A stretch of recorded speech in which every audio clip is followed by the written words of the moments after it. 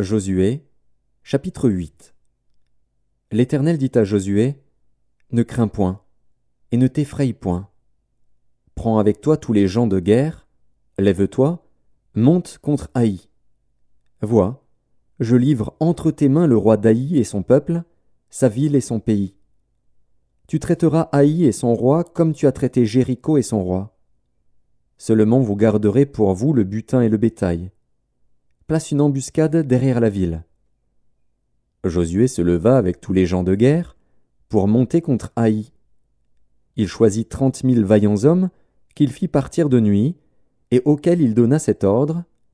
Écoutez, vous vous mettrez en embuscade derrière la ville. Ne vous éloignez pas beaucoup de la ville et soyez tous prêts. Mais moi et tout le peuple qui est avec moi, nous nous approcherons de la ville. Et quand ils sortiront à notre rencontre, comme la première fois, nous prendrons la fuite devant eux. Ils nous poursuivront jusqu'à ce que nous les ayons attirés loin de la ville, car ils diront, Ils fuient devant nous, comme la première fois. Et nous fuirons devant eux. Vous sortirez alors de l'embuscade, et vous vous emparerez de la ville, et l'Éternel, votre Dieu, la livrera entre vos mains. Quand vous aurez pris la ville, vous y mettrez le feu, vous agirez comme l'Éternel l'a dit, c'est l'ordre que je vous donne.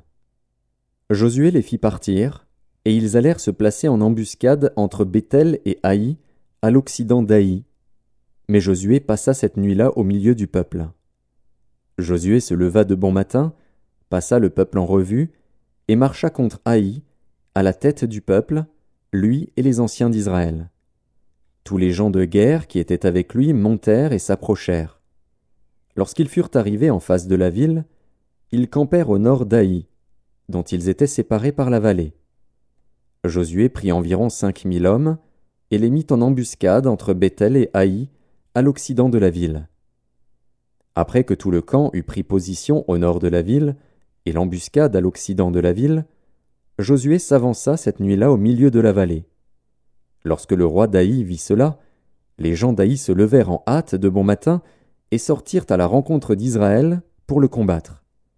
Le roi se dirigea, avec tout son peuple, vers un lieu fixé, du côté de la plaine, et il ne savait pas qu'il y avait derrière la ville une embuscade contre lui. Josué et tout Israël feignirent d'être battus devant eux, et ils s'enfuirent par le chemin du désert. Alors tout le peuple qui était dans la ville s'assembla pour se mettre à leur poursuite. Ils poursuivirent Josué, et ils furent attirés loin de la ville. Il n'y eut dans Haï et dans Béthel pas un homme qui ne sortit contre Israël. Ils laissèrent la ville ouverte, et poursuivirent Israël. L'Éternel dit à Josué, Étends vers Haï le javelot que tu as à la main, car je vais la livrer en ton pouvoir. Et Josué étendit vers la ville le javelot qu'il avait à la main. Aussitôt qu'il eut étendu sa main, les hommes en embuscade sortirent précipitamment du lieu où ils étaient. Ils pénétrèrent dans la ville, la prirent, et se hâtèrent d'y mettre le feu. Les gens d'Haï, ayant regardé derrière eux, virent la fumée de la ville monter vers le ciel, et ils ne purent se sauver d'aucun côté. Le peuple qui fuyait vers le désert se retourna contre ceux qui le poursuivaient. Car Josué et tout Israël, voyant la ville prise par les hommes de l'embuscade et la fumée de la ville qui montait, se retournèrent et battirent les gens d'Haï. Les autres sortirent de la ville à leur rencontre, et les gens d'Haï furent enveloppés par Israël de toutes parts. Israël les battit, sans leur laisser un survivant ni un fuyard. Ils prirent vivant le roi d'Haï et l'amenèrent à Josué.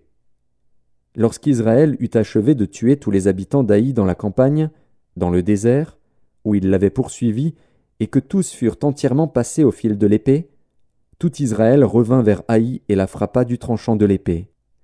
Il y eut au total 12 000 personnes tuées ce jour-là, hommes et femmes, tous gens d'Haï. Josué ne retira point sa main qu'il tenait étendue avec le javelot, jusqu'à ce que tous les habitants eussent été dévoués par interdit. Seulement Israël garda pour lui le bétail et le butin de cette ville, selon l'ordre que l'Éternel avait prescrit à Josué.